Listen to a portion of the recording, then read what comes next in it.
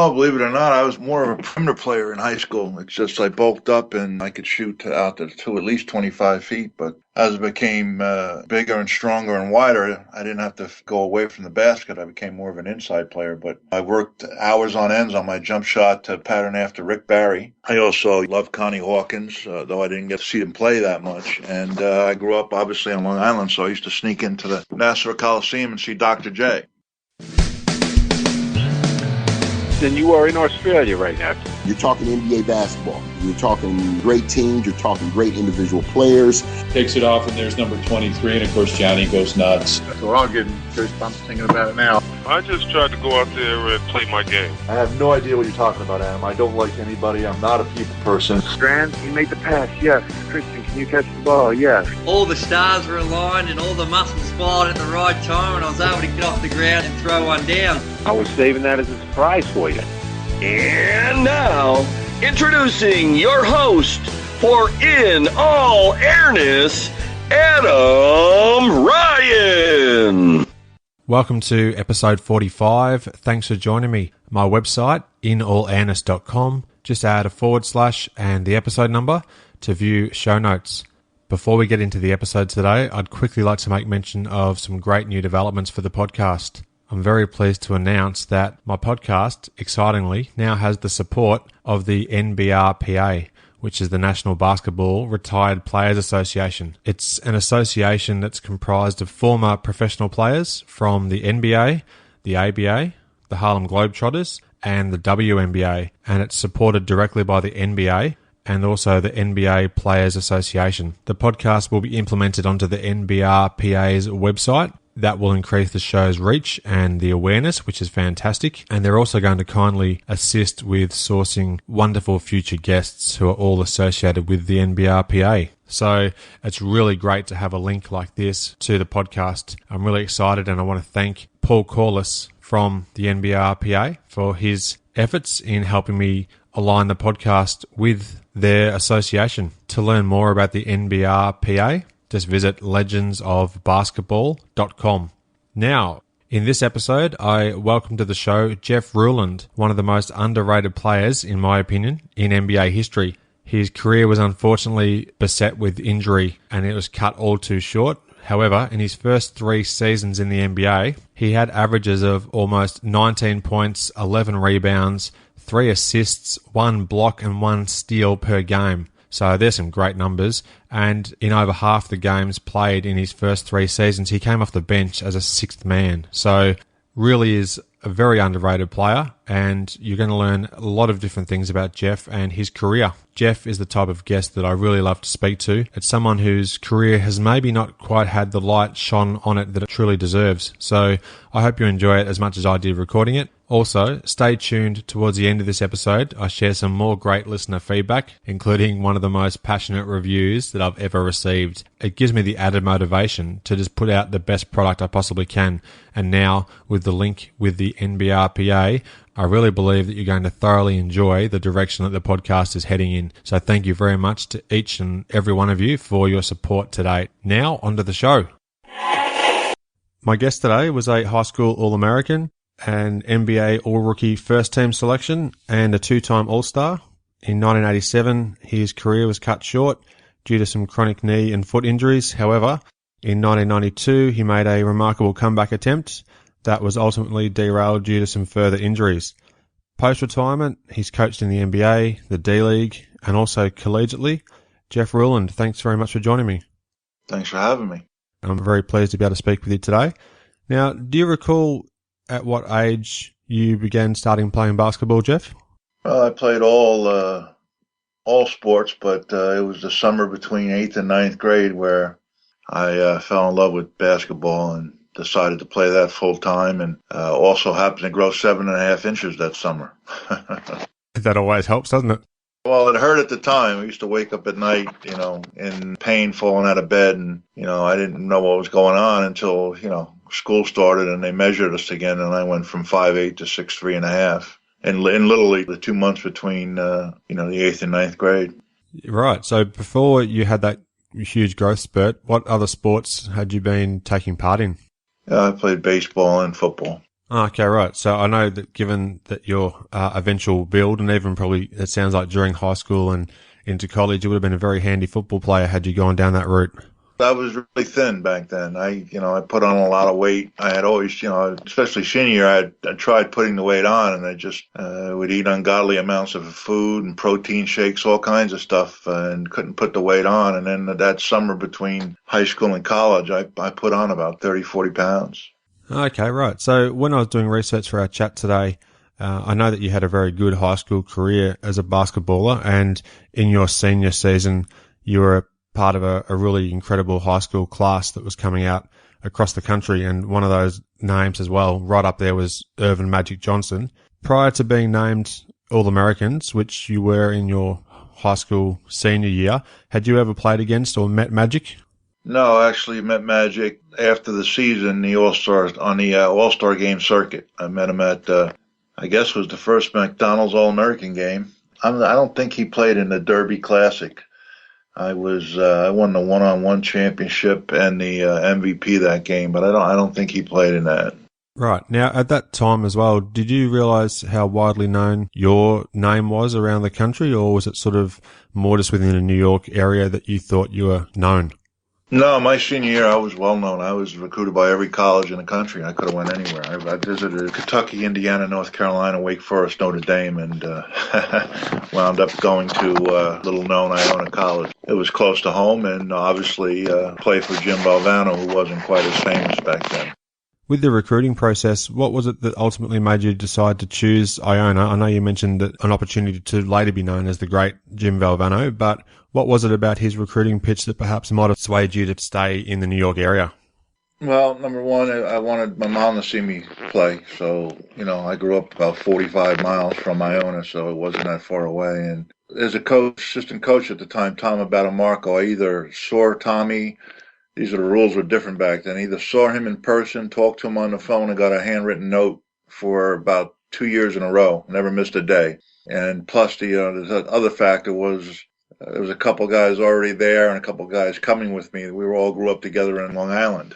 And we thought it would be neat if, a lot of local guys came and played together and tried to make Iona into a national power. We wound up being, at one point, ranked 19th in the country. I think we were better than that. My junior year, we beat Louisville in the Garden by 17 points. That was the last game they lost that year. They went on to be national champions. So that was quite some commitment by one of the assistant coaches there to remain in contact with you almost daily.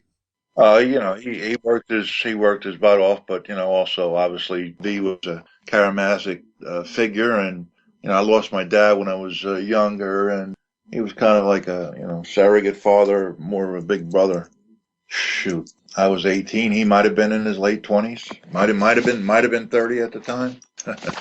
We win a game, and then we go out and have a few cocktails together. Yeah, it's certainly a different scenario to perhaps what happened in 2014. Yeah, different time, yeah. You didn't have camera phones and things of that nature, so a lot more kind of flew under the radar, so to speak. Yeah, sure. Now, you mentioned briefly there the Garden, so you're talking about Madison Square Garden in New York. There is no other. Yep, that's it. Exactly right. Now, throughout your career, even when you were playing collegiately or as a pro, how great was it for you to be able to play in your home state in one of the world's most famous arenas, if not the most famous arena? No, it is the most famous. I used to take the train in to watch the Knicks play when Phil Jackson was playing. That's when I learned about basketball, how the way it should be played, and how not necessarily the five best guys don't always win. It's the five guys that play together. So yeah, it was great. I would wonder, and if someone could take the games I played in the Garden, college, and professionally, what I would have averaged. I'm sure it was well over 30 points a game. Okay, right. So you definitely rose to the occasion any time it came to Madison Square Garden. Yeah. Now, you mentioned Phil Jackson there. What other players at that particular time, when you really were fostering a deep love for the game, did you try and either base yourself on in terms of some of your skill sets, or at least who did you admire at that stage, if you don't mind my asking? Oh, believe it or not, I was more of a perimeter player in high school. It's just I bulked up and I could shoot out to at least 25 feet. But as I became bigger and stronger and wider, I didn't have to go away from the basket. I became more of an inside player. But I worked hours on ends on my jump shot to pattern after Rick Barry. I also loved Connie Hawkins, though I didn't get to see him play that much. And I grew up, obviously, on Long Island, so I used to sneak into the Nassau Coliseum and see Dr. J. Oh, right. I think he's from the Long Island area too, wasn't he? Yeah, he is. He was from Roosevelt. Yeah, so it was amazing. But I tried to take a little bit of pieces of different people's game, and it is what it is. Yeah, true. Now, in your freshman season, as far as I'm aware, based on my research here, you led the nation in multiple statistical categories, including points, rebounds, and perhaps even field goal percentage. In back-to-back seasons as well, you also took the team to the NCAA tournament. Now, you left Iona averaging over 20 points a game and 12 rebounds per game. What were some of the really good memories of that time for you there, Jeff? Well, just like I said, I played with the guys that I grew up with. You know, we beat some really good teams. We beat, Louisville in the Garden, beat Kansas. We were pretty good. I was just disappointed that my sophomore year was the first time we went to the NCAA tournament, and we had a shot to win it at the buzzer. We lost to Penn, which wound up going to the Final Four. And then the following year, we beat Holy Cross, who was a good team, and then we played Georgetown. And again, we lost by 1 or 2 points. And I'm not sure. Back then, it was only 48 teams, so that was to get into. I think that was the game to get into the Sweet 16. So it was kind of bittersweet. I knew we were better than what we had shown, but even though we had grown up with a lot of these guys, there was some jealousy, that affected us. Yeah, right. So you were obviously very close to getting over the top in a couple of those games there, and ultimately could have gone right to the very end had things worked your way. So still good to see that burns inside even all these years on. Obviously the missed opportunity, I guess, and what may have been.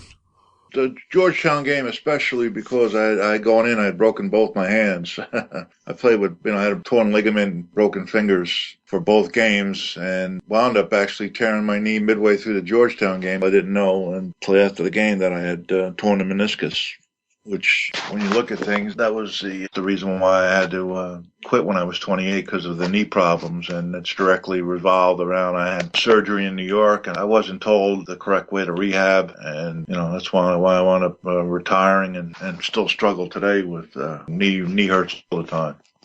Yeah, you obviously endured a lot throughout your career, and we'll get to some of those things a bit later on as well. In 1980, Jim Valvano left Iona and went to North Carolina State, where he'd go on to become one of the most famous coaches and personalities in all of basketball at that particular stage in the years hence. Not long after he left, you became ineligible to play your senior season of college. Do you mind just talking about those two events and some of the story behind what actually did go on there, please, Jeff?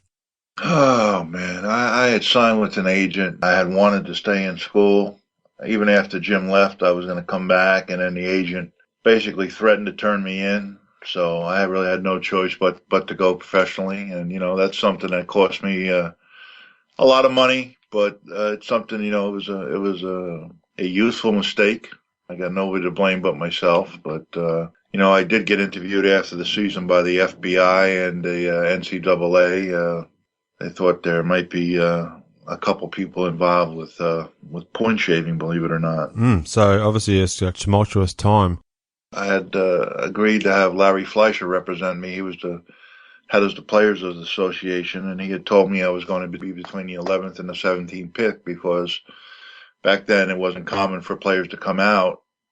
So, I was, disappointed, but I figured, that was still all right. If I had stayed in school, I probably would have been a top 5 pick. But 2 days before the draft, he called up and said he couldn't represent me any longer, and he didn't give me a reason why. And then I wound up being, the second pick in the second round, the 25th pick. And to this day, I still don't, like I said, I still don't understand. Like I said, I was interviewed by the NCAA and the FBI, not about myself, about, a few of my teammates and my coach. But definitely affected, where I was drafted. And as you mentioned, the Warriors picked you up in the second round. I was literally traded 5 minutes later to Washington. Yeah, that's what I was about to mention. You were picked in the 25th overall and then traded to Washington very soon thereafter. You mentioned sort of how some of your emotions were seeing your name drop further down the list on the draft on that day. Do you mind then just talking a little bit about your decision to then head overseas to Spain and then play over there rather than commencing your NBA career at that time? Well, like I said, I was, immediately traded to Washington and felt like I had something to prove, but they were also a couple of years away from they had just been the champions, but they were getting older and Kupchak was there, and basically it was Unseld and Hayes were in their last year. So I knew I wasn't going to get a lot of playing time. So that's why I adopted to go overseas and play for Football Club Barcelona. And just briefly, how was that experience? Because I don't think there would have been too many players who would have been high prospects in the draft. Yeah, I was the highest one at that point that I'd ever gone over, and it was it maybe grow up. Let's put it that way. The basketball was all right. The officiating was horrible. Yeah, okay. It was a good experience. I learned a lot, and maybe only play that much harder when I got back to prove to people they were wrong about me where they were drafted, and I wasn't just a European player. In 2014, as we record this, it's obviously not out of the ordinary that anyone would head overseas to try and hone their game or have a different opportunity before they came back to the NBA. But back in 1980, that's obviously quite a big deal. Yeah, I'm one of the true trailblazers. Yeah, no doubt. Now, you returned to the NBA for your rookie season in 1982, and you were an all-rookie first-team selection. You averaged over 14 points and just under 10 boards a game in only 27 minutes of contest. So some great numbers in your first NBA season, and you were a sixth man. Yeah, it was a lot of fun coming off the bench. Unfortunately, it wasn't until the following year where they started giving out a Sixth Man of the Year award. Or I feel pretty good about the fact that I probably would have been the first recipient if they had it my rookie year. Yeah, well, that's right. You had a really good season, and in only 27 minutes a game, you've just missed out on that honour. But I can certainly say that you would have been right up there had that been going at that time. How was your transition into the NBA? Obviously, on court, it seems like, and looking back on some of the great YouTube highlights and things I've found along the way, how did you find that transition back into the league? It was something I always looked forward to because in college, I got to be honest with you, I became tired of playing against the zone defenses and the double, triple, quadruple teams. I had one pitcher my freshman year where we played against Army, and Coach K was the head coach. And I gave it to a buddy of mine who owned a restaurant a long time ago. And in the photo, I'm posting up in the post, and I don't have the ball. The ball's not in the pitcher, and there's 5 guys from Army around me. So I couldn't wait to get to the NBA where I thought, it would be one-on-one. Little did I know that, I would eventually be doubled and triple teamed a lot, even in the NBA. Yeah, you're clearly a focal point on any of the teams that you're on, given your size. I think you were 6'11". I've seen 6'10", 6'11". 6'10", 270, the weight's strong. When you get in the NBA, they give you this fact sheet to fill out. In my Wikipedia and every bio you see about me, it's got me as Jeffrey Allen Ruland. My middle name is George Allen. I just wrote that down to, I was fooling around. I love it. That's you don't want to believe everything you read, so I like to sometimes find out about some of those behind the scenes stories there. Now, alongside another intimidating big body in Rick Mahorn, you were known as the Bruise Brothers when you were with Washington. Bruise Brothers, Beef Brothers, McFilthy, McNasty. I like the McFilthy and McNasty better. Well, that one was given to you by Johnny Most, is that correct? That is correct. Yep, so the former long-time Celtics commentator, and there's quite a interesting story behind that nickname, if I'm not mistaken, as well, during a particular playoff series. It might have even been your rookie season in 1982. Is that right? Well, back then you didn't have, it wasn't a lot of games on TV. ESP was just starting out, and my mom, lived in Long Island, so if you went out on the radio on the AM dial, you could get some Celtic games. So obviously when the Bullets played the Celtics, she would turn the game on to hear it because she couldn't watch it. And we were going down to play the Celtics in the playoffs, and she was like, actually they were coming to the Capitol Center. We split the first 2 games, I believe. And she goes, I understand the whole thing about, you're paid by the team. You should be for your team. And like that, this guy just takes it to another level. He's, Homer doesn't do him justice. When you see him, please tell him I said he was an asshole. So I'm shooting around, and there's Johnny on the sideline. I come over and I relay the story, and he takes it fine. He don't say too much. And then my understanding is that my mom was listening to the game, and he started off the broadcast with, "Mrs. Ruland, if you're listening today, please turn your radio off."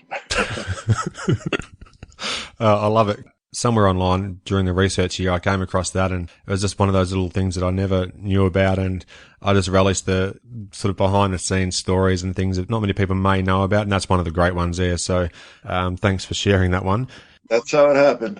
Now, I mentioned Rick Mahorn there, and you were obviously very close during your Washington days. How's your relationship with Rick even to this day, and how did it develop throughout your early NBA careers? Actually, we met when we both tried out for the World University Games. Okay. In Colorado Springs. Needless to say, I got a gold medal and he got cut.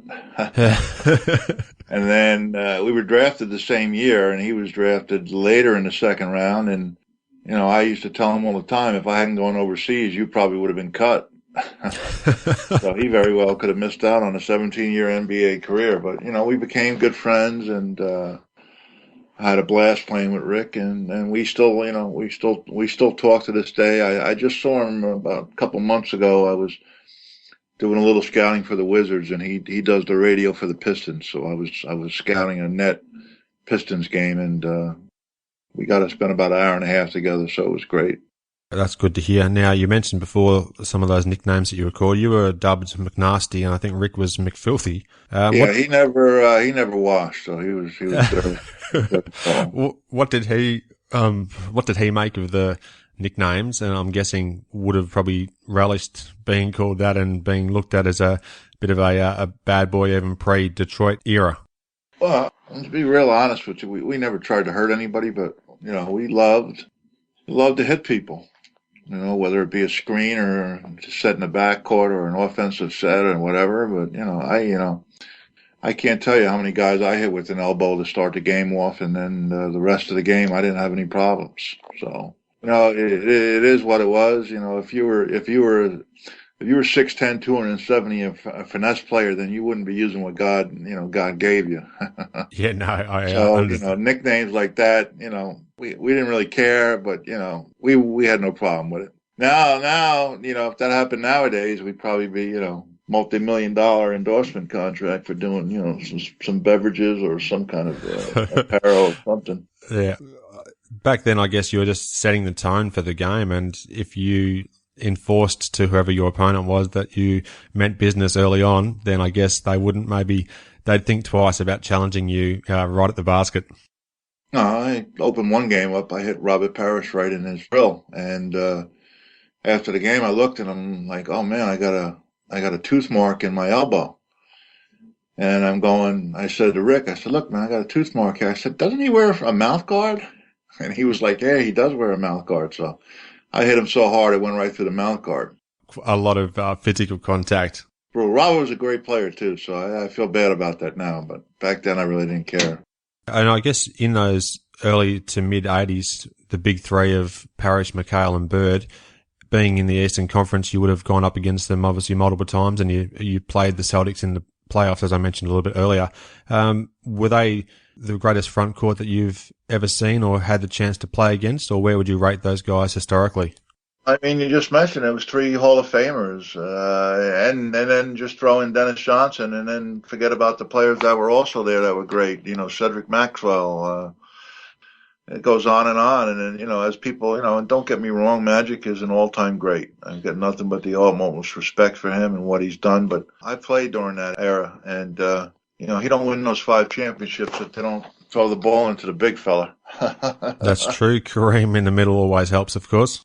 I just read that new book, Showtime, and it's a good read. I'm telling you, there's no Showtime if they don't have the big fella, because there's many times during the playoffs where you can't run, where you have to run the half court, and there was no bigger weapon than the sky hook. Yeah, for sure. Now, I'm really glad that you mentioned Showtime there because that's written by Jeff Pearlman and he's going to be a future... Just read that. Yeah, he's a future guest on the podcast, so I'm interested to chat to him. Oh, please tell him read the book and loved it.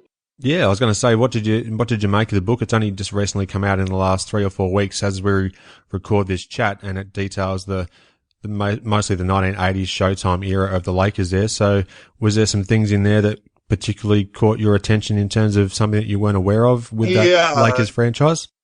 At the latter end of Showtime, it seemed that, the players had really started to, I don't know what the proper word is, but really had some disdain for Pat Riley. You have to read the book to understand what I'm talking about, but it was kind of surprising. Yeah, okay. Well, I definitely do intend to read the book prior to getting Jeff on the show, so I look forward to that one as well.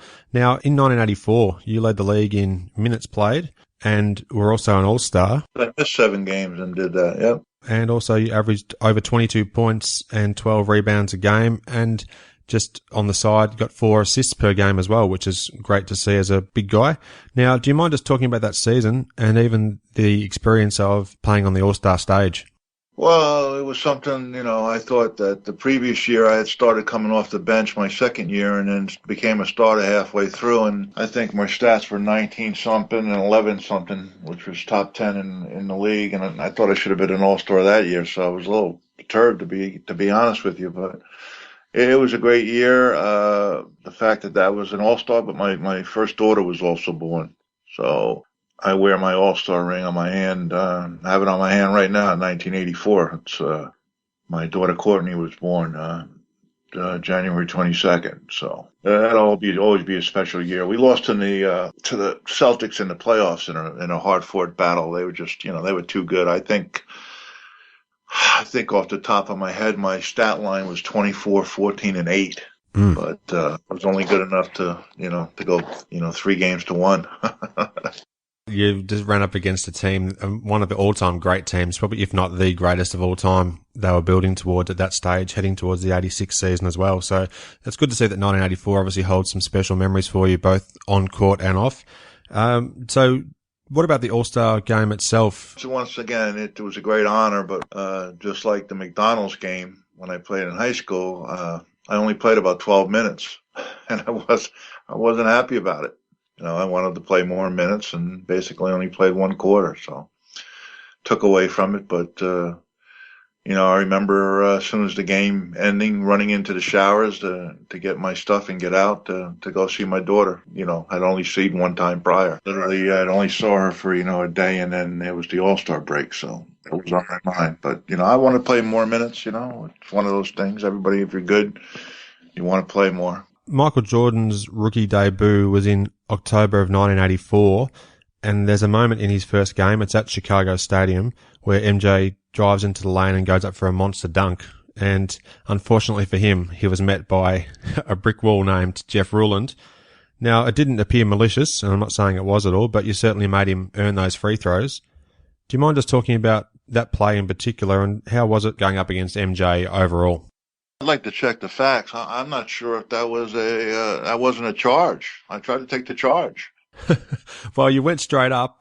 Yeah, it's straight up. Today it's verticality and it's a charge. I knew we had played in some all-star games, me and Rick, that summer, and he had played in 1 game and he had played against Alice English, who scored about 25,000 points in the NBA himself, and Michael went for about 52. So kind of knew right then and there that it was going to be pretty special.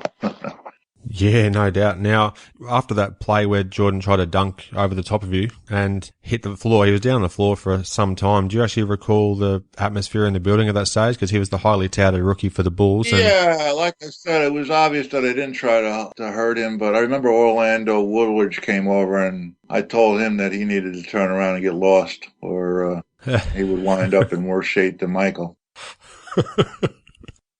I wasn't really in the mood. I remember seeing the video, so I know I checked to see how he was doing. It wasn't malicious. I tried to take the charge. He tried to dunk over me, and he was too far away, and I was too big of an object, so it wasn't going to happen. But I'll stand by my assessment that I'm pretty sure it should have been a charge.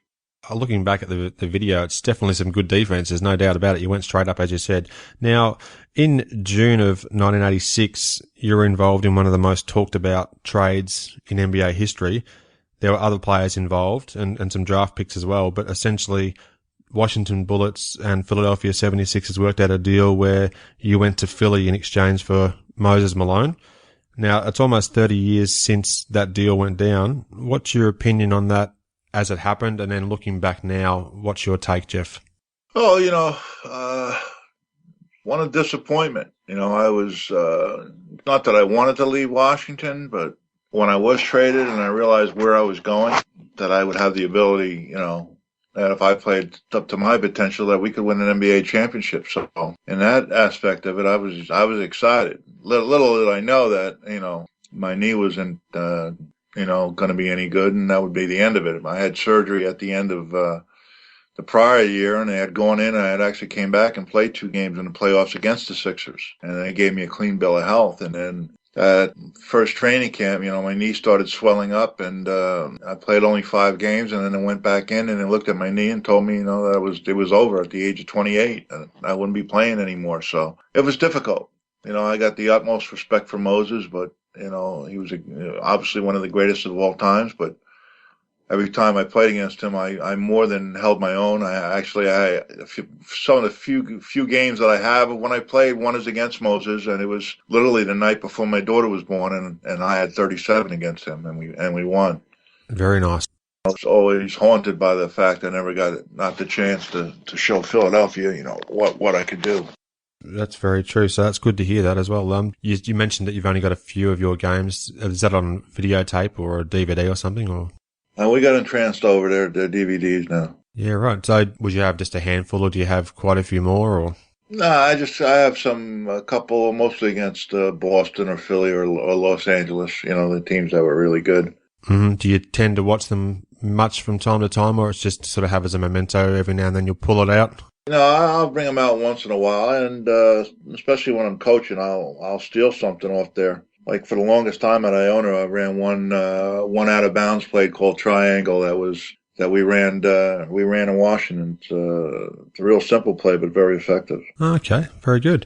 Now, following your first forced retirement due to those injuries that you were talking about, you managed to also return to college and complete your degree, which is a great achievement. Can you please talk about that accomplishment? And then what involvement did you have with the NBA and basketball in general during the time that you were out of the game as far as on the court goes? Like I said, I woke up, I was 28 and I couldn't play anymore, and I was trying to figure out what I was going to do with my life, and then finally figured out I wanted to get into coaching, and the only one problem with that, college-wise, is I didn't have my degree. So, I went back, and Iona honored my degree, and I did 70 credits in a year and a half. I'd been there for 3 years prior and only done 50. So, I did 70 in a year and a half, and I was on the dean's list. And, other than my 3 daughters, that's something that I'm most proud of. That I went back after 10 years and got that degree, and it wasn't easy.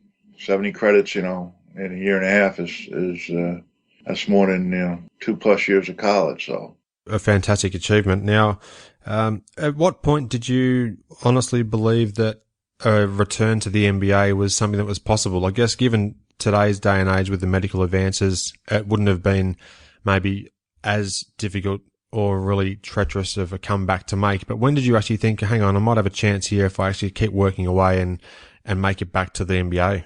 Well, what happened is I went back to get my degree to coach in college, and then Gene Shue had coached me with Washington, was now involved with the 76ers, and there was a new procedure out called the microfracture that Dr. Stedman had started in Vail, Colorado, and worked out with a deal with the Sixers that I would have because my knee was really bad. I was basically getting ready to walk with a cane. So wow. The deal was if I went back and got the procedure done, and if I could come back and play, I'd play. But if not, I'd become an assistant coach. So it was kind of a win-win situation. And I did the microfracture, and it was a success. I actually, my second All-Star ring, it was in '85. I didn't play in that game because of a shoulder injury, but I gave that ring to Dr. Stedman because, basically he gave me my life back. I was able to come back, and I was supposed to play between 20 and 25 minutes a game. I wasn't going to be the same player, but First couple of games, I had like 9-7 in 18 minutes, and then I got run over by a luggage cart outside the Boston Garden and tore my Achilles tendon. After sitting out for 5 years and then having this miraculous surgery and coming back, and then I got run over by a friggin' luggage cart.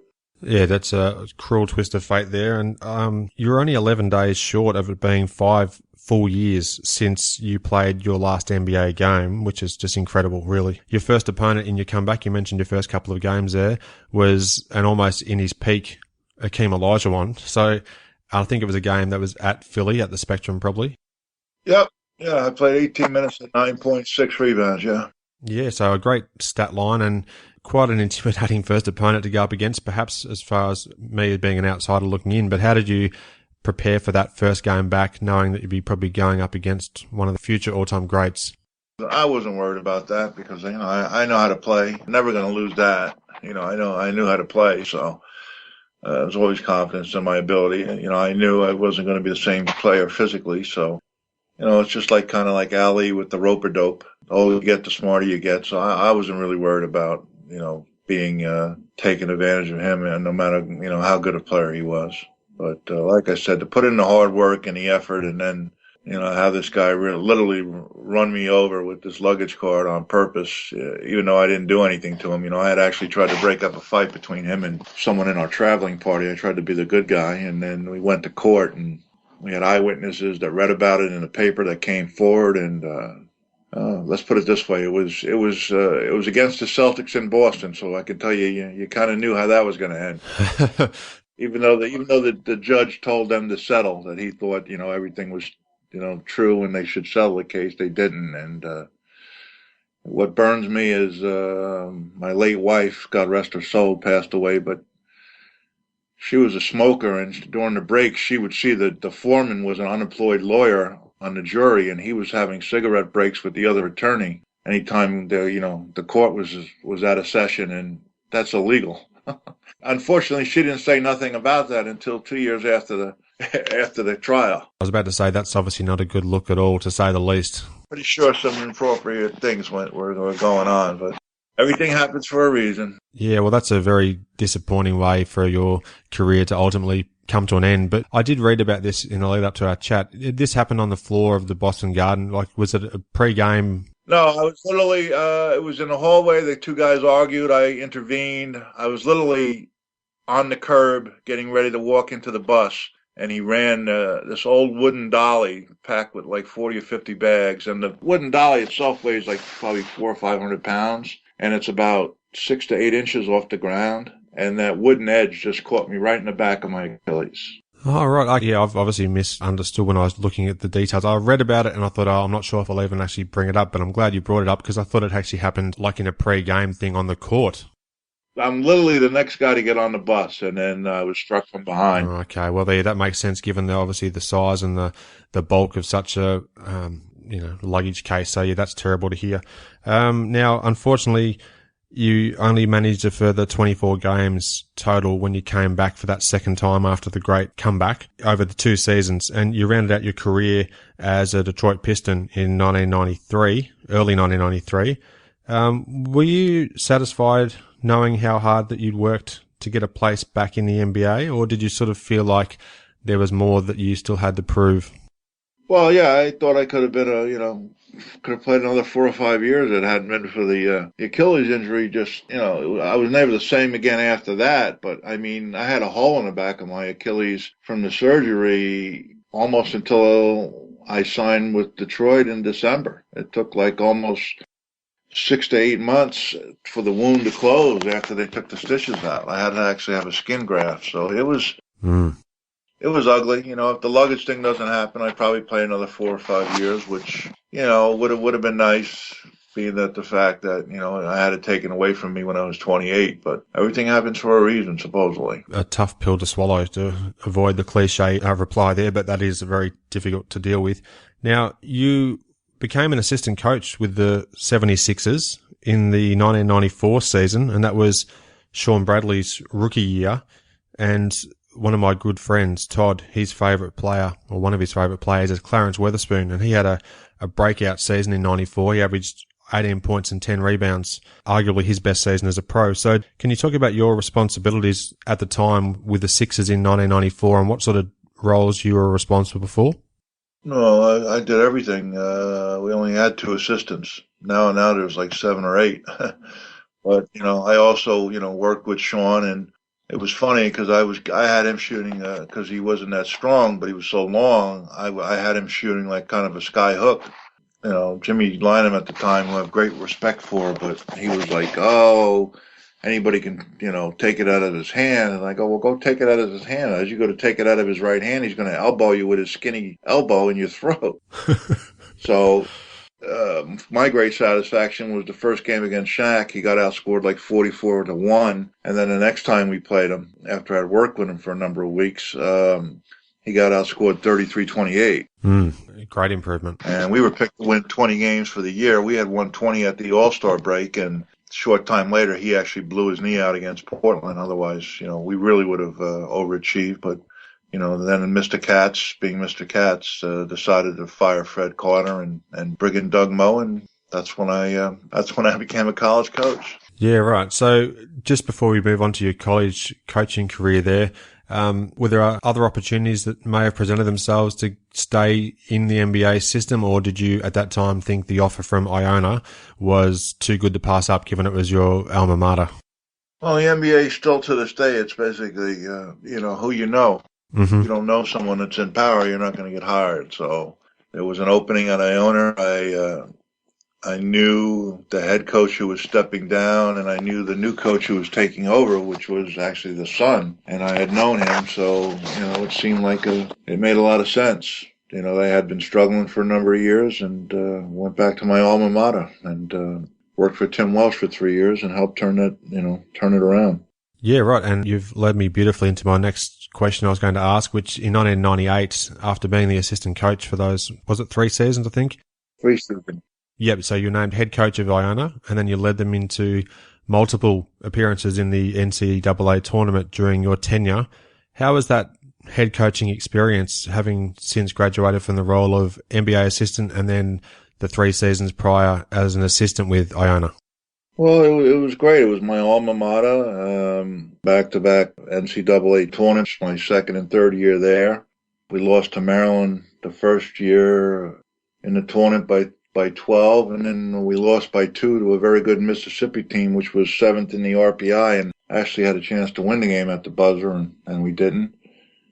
And then I had a lot of offers to leave. I had offers from Rhode Island, UMass, and Seton Hall, and I turned them down to stay at Iona because it was my alma mater, and I was definitely taking a chance because I knew the president at the time didn't like me. He didn't want me there. But I thought I could get it written into my contract that, he wouldn't be able to bother me, and that's where I wanted to stay. Don't want to get into a whole, this big thing about it, but, he busted my balls all the time. He would threaten to fire me all the time. And in 2006, a couple years earlier, where we had beaten North Carolina in Madison Square Garden. They were ranked 22nd in the country. And in 2006, we beat Iowa State in Iowa State, and they were 23rd in the country. And then we went on to win another NCAA berth, and we were up 5 at halftime against LSU, who went on to the Final Four.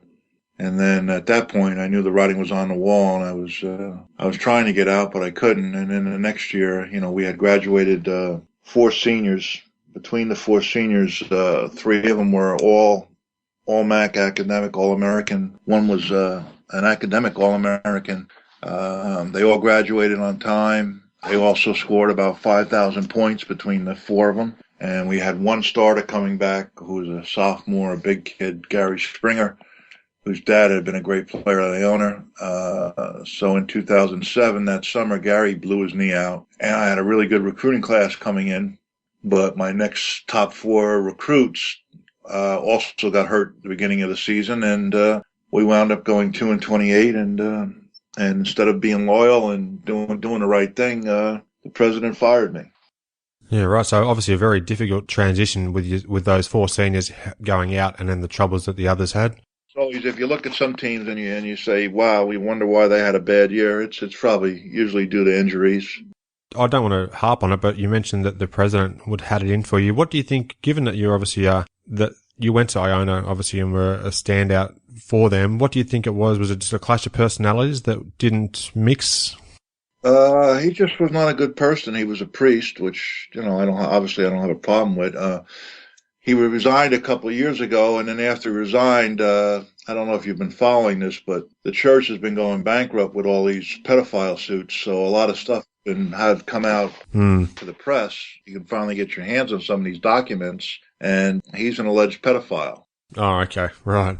All right. So what makes it worse is that all the supporters of Iona, back this gentleman instead of me, and tough pill to swallow. Yep. I've been back on campus this past year. I don't, nobody that from that regime is there anymore, so I don't hold any ill will, but I wasn't treated correctly. Yeah, a difficult situation to say the least. Turned down a boatload of money to stay there too. So, it was kind of who in your right mind, turns down a job that pays $500,000 more a year to stay someplace, and then winds up, you do that and then you get fired.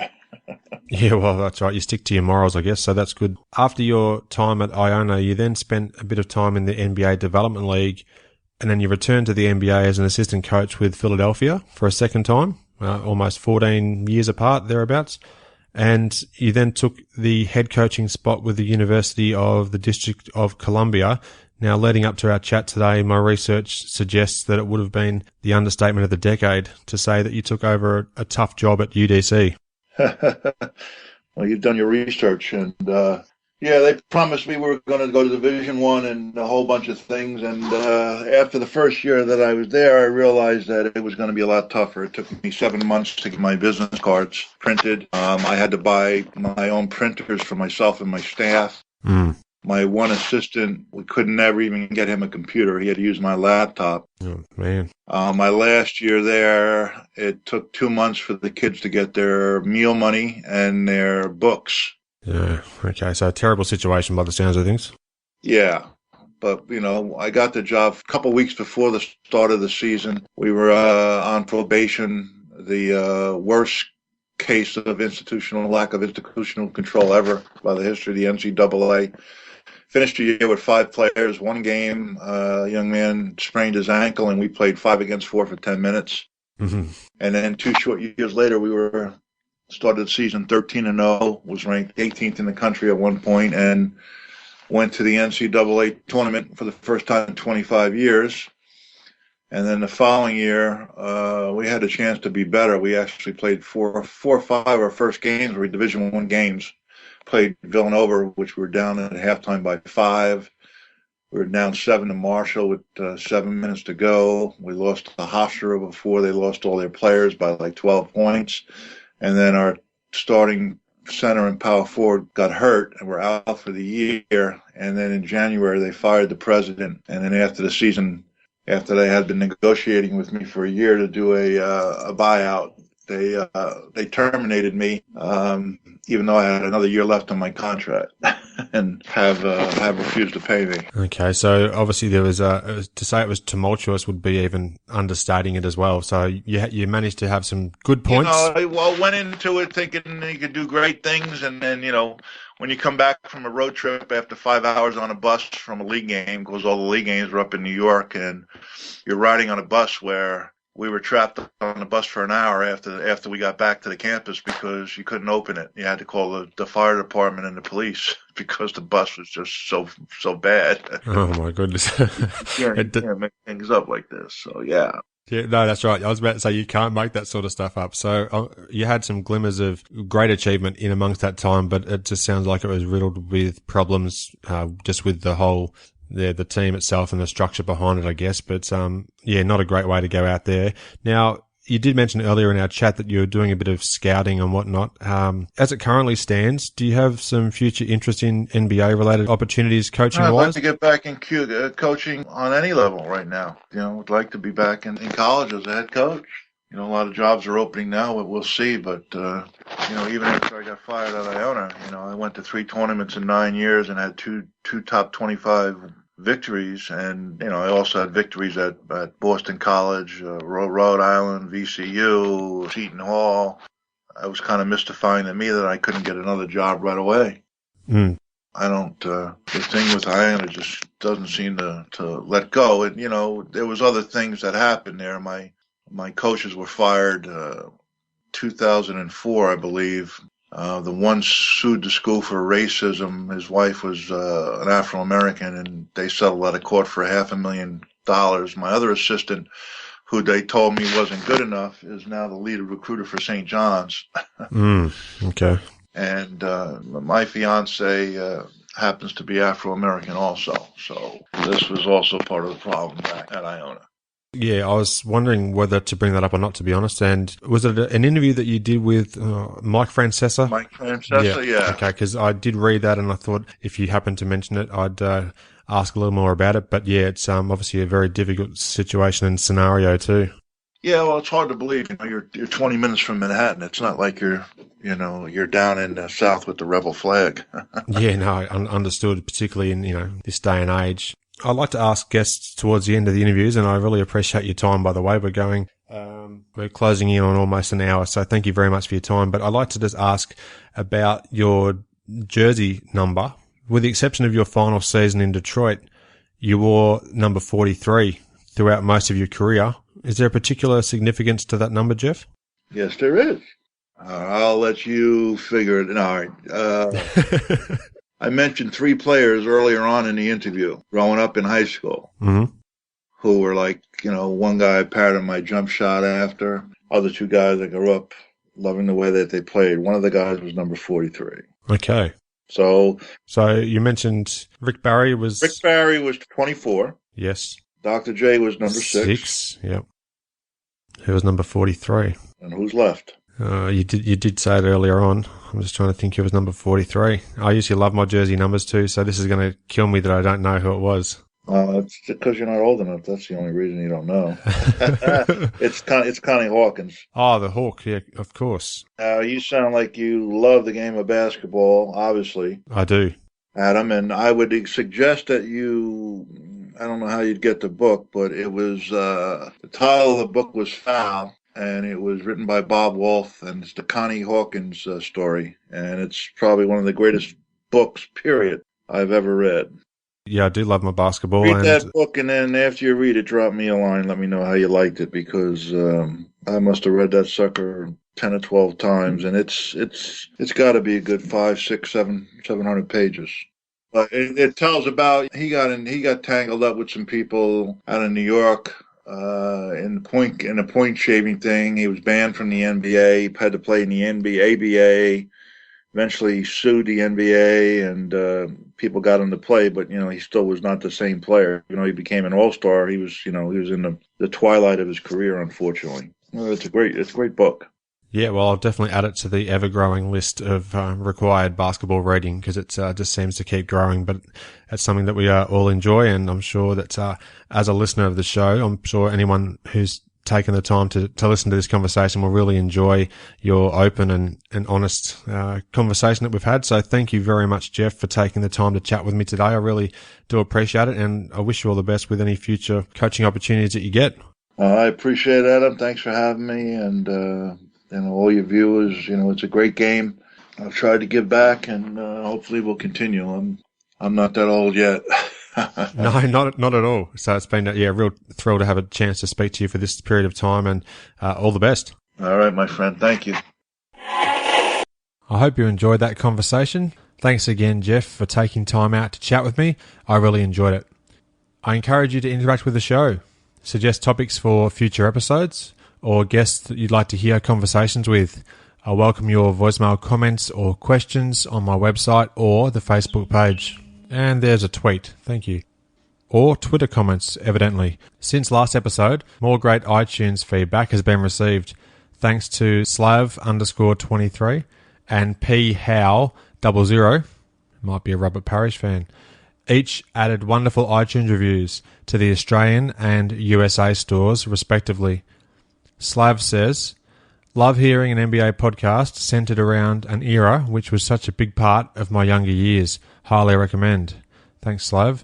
And PHow00 adds, and this is one of the most passionate reviews I think I've ever read, and it's much, much appreciated. He says, I happened upon this podcast on TuneIn Radio and saw the Jim McIlvaine interview on the list. I started listening and found it to be everything a true basketball fan could ask for. I have now listened to about half the podcasts and find each one more interesting than the last. Being from Wisconsin, the Terry Cummings and Ricky Pierce interviews were near and dear to my heart, and the behind-the-scenes stories from the Bob Hill interview were so good, I actually wanted Adam to let him keep talking for at least another hour. How people end up in their professions and the drive and passion that keep them there are details I find fascinating. The Kenny Anderson interview made me go back and look up video of the Georgia Tech versus UNLV Final Four game from 1990, which was my junior year in high school. I've since sent links to all my friends stating that this podcast is amazing. They are probably getting sick of me talking about it, but I cannot help myself. It's that good. Keep it up, Adam. Can't wait for the next episode and interview. How about Detlef? Well, to start with, that is an amazing review. Thank you very much. I'm very humbled. Very encouraging feedback, so thanks again. I'd love to chat to Detlef Schrempf. There's plenty of discussion topics there. Worldwide on iTunes, the show currently has 35 reviews and 38 5-star ratings. On my recently updated Stitcher page, there are now 2 reviews. Thank you for your great support of my podcast. If you add a review, I'd love to mention your name in a future episode. Your ratings and reviews are like a Jeff Ruland pinpoint outlet pass. Not actually sure if I've used a guest name in this section of the show. The ultimate assist, helping me to reach a wider podcast audience. In turn, that gives you, the listener, more opportunity to hear conversations with great guests. You can subscribe to my show in various ways. inallairness.com/iTunes. Add it to your Stitcher playlist. inallairness.com/Stitcher. My RSS feed appears in the right-hand sidebar of my website. You can subscribe to the show on Player FM and TuneIn Radio, as alluded to in the previous excellent iTunes review, and other podcatchers. Thanks for listening. I hope you enjoyed the show and share my web address with your friends and colleagues, inallairness.com. Check out the podcast archive for plenty more episodes with high-profile guests. Follow me on Twitter @inallairness. Please add your like to the show's social hub, facebook.com/inallairness. Join me next time for another edition of the show.